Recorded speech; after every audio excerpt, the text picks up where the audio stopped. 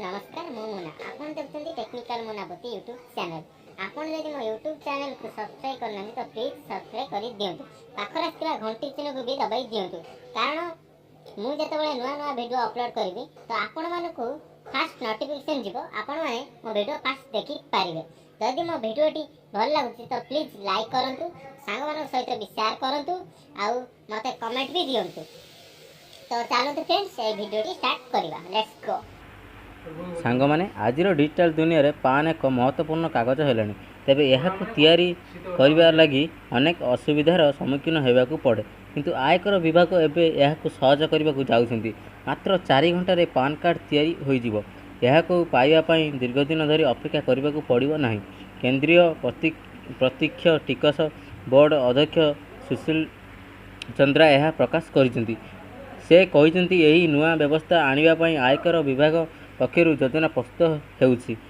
मंगलवार दिन से कहते जे सीबीडीटी पक्षर एक प्रणाली खूब शीघ्र अणाजिब।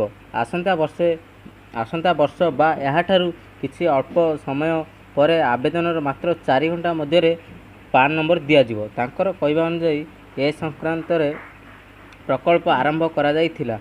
70,000 टिकस दाता को ऑनलाइन पान नंबर दि जाइछि। सेमानंकु एथिपाई आयकर ऑफिस दौड़ाकू पड़ो ना।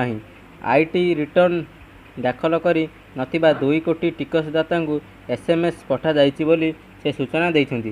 तांकर कहवा अनुसार भारत 245 आगुआ मूल्य निर्धारण चुक्ति रे स्वाक्षर करिछि।